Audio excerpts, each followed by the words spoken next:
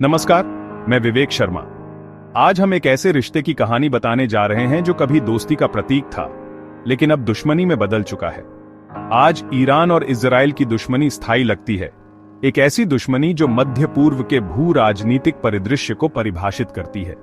मानो ये दोनों देश हमेशा से कट्टर विरोधी रहे हों, एक दूसरे के अस्तित्व के लिए खतरा। लेकिन इतिहास कुछ और ही बताता है। इतिहास की परतें इस जटिल रिश्ते की सच्चाई को उजागर करती हैं। 1969 से पहले शाह के शासन में जब ईरान एक अलग रास्ते पर चल रहा था, ईरान उन गिने चुने मुस्लिम देशों में था जिनके इजराइल से गुप्त लेकिन मजबूत संबंध थे। ये संबंध रणनीतिक और आर्थिक हितों पर आधारित थे। दोनों अरब राष्ट्रवाद के साझा खतरे से जुड़े थे। उन्हें डर था कि नासिर का प्रभाव पूरे क्षेत्र में फैल सकता है। लेकिन 1979 की ईरानी क्रांति ने सब बदल दिया। एक झटके में सब कुछ पलट गया। शाह की जगह अयतुल्ला खुमैनी आए, जिन्होंने एक नई इस्लामी विचारधारा की शुरुआत की, और ईरान ने खुद को इजराइल और अमेरिका के खिलाफ परिभाषित किया। खुमैनी ने इजराइल को एक अवैध कब्जा करने वाली शक्ति के रूप में देखा। साझा हित गायब हो गए और गहरी वैचारिक दुश्मनी ने जगह ले ली। अब दोनों देशों के बीच कोई समझौता नहीं था। इजराइल की सैन्य ताकत का सीधा मुकाबला करने में असमर्थ ईरान ने एक अलग रणनीति अपनाई। ईरान ने प्रॉक्सी नेटवर्क खड़ा किया, एक ऐसा नेटवर्क जो पूरे मध्य पूर्व में फैला हुआ था।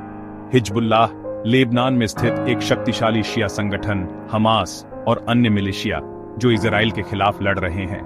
दशकों तक यह छाया युद्ध चलता रहा, जिसमें दोनों पक्षों ने एक दूसरे को नुकसान पहुंचाने की कोशिश की। लेकिन अब यह संघर्ष खुलकर सामने आ गया है। अब यह सिर्फ छुपकर वार करने की बात नहीं है। सवाल है, छाया से खुली जंग तक हम कैसे पहुंचे? इस सवाल का जवाब जानने के लिए हमें इतिहास को और गहराई से समझना होगा। 2024 की शुरुआत में लंबे समय से चला आ रहा छाया युद्ध का नाजुक संतुलन आखिरकार टूट गया। कई वर्षों से ईरान और इजराइल छुप छुप कर एक दूसरे के खिलाफ कार्रवाई कर रहे थे, लेकिन अब स्थिति बदलने वाली थी। इजराइल ने दमिश्क में ईरानी वाणिज्य दूतावास पर एक साहसिक हमला किया, जिसने पूरे क्षेत्र को हिलाकर रख दिया। इस हमले में कई उच्च पदस्थ ईरानी कमांडर मारे गए, जिससे ईरान में शोक और गुस्से की लहर दौड़ गई।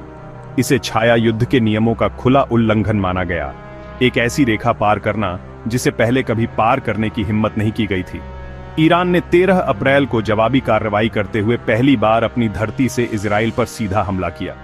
ईरान ने एक साथ 300 से ज्यादा ड्रोन और मिसाइलें दागीं, जो इजराइल पर अब तक का सबसे बड़ा हमला था। इजराइल की हवाई रक्षा प्रणाली, जिसमें आयरन डोम भी शामिल है, ने ज्यादातर हमलों को नाकाम कर दिया, जिससे जानमाल का नुकसान कम हुआ। लेकिन इस हमले के साथ ईरान ने दुनिया को अपनी सैन्य क्षमता और अपनी जवाबी कार्रवाई करने के इरादे दोनों दिखा दिए। अब वर्षों से चला आ रहा छाया युद्ध खत्म हो चुका था और अब सीधी टक्कर शुरू हो गई थी। इसके बाद सितंबर में इजराइल ने बेरूत में हिजबुल्लाह के एक महत्वपूर्ण नेता को मार गिराया, जिससे लेबनान में तनाव बढ़ गया। जवाबी कार्रवाई में ईरान ने और भी शक्तिशाली बैलिस्टिक मिसाइलें दागीं, जिससे क्षेत्र में खतरे की घंटी बज गई। हर हमले ने तनाव और बढ़ा दिया, कूटनीति की गुंजाइश कम कर दी और दोनों देशों को विनाशकारी युद्ध के करीब ला दिया। ये टकराव सिर्फ ईरान और इजराइल तक सीमित नहीं है, इसकी गूंज पूरी दुनिया में है। अमेरिका और उसके सहयोगी इजराइल के साथ मजबूती से खड़े हैं, जबकि रूस और चीन ईरान को कूटनीतिक समर्थन दे रहे हैं। अरब देश मुश्किल में हैं, वे न तो ईरान के दबदबे को चाहते हैं, न ही खुलकर इजराइल का साथ दे सकते हैं। क्षेत्रीय शांति का सपना अब और दूर हो गया है। सबसे बड़ा असर विश्व अर्थव्यवस्था पर है। मध्य पूर्व की अस्थिरता से तेल की कीमतें बढ़ गई हैं, जिससे भारत जैसे देशों पर सीधा असर पड़ता है। अगर संघर्ष बढ़ा तो वैश्विक मंदी का खतरा है। यह संघर्ष सांप्रदायिक युद्ध में बदल सकता है, जिससे मानवीय संकट और शरणार्थियों की संख्या बढ़ेगी। एक स्थिर मध्य पूर्व अब और भी असंभव लगता है। सबसे बड़ा डर यही है, क्या यह संघर्ष तीसरे विश्व युद्ध में बदल सकता है? ईरान और इजराइल की सैन्य ताकतें और उनके अंतर्राष्ट्रीय समर्थक इसे बेहद खतरनाक बनाते हैं। अगर कोई बड़ा हमला हुआ तो अमेरिका, रूस या चीन भी सीधे शामिल हो सकते हैं, जिससे परमाणु युद्ध का खतरा बढ़ जाता है।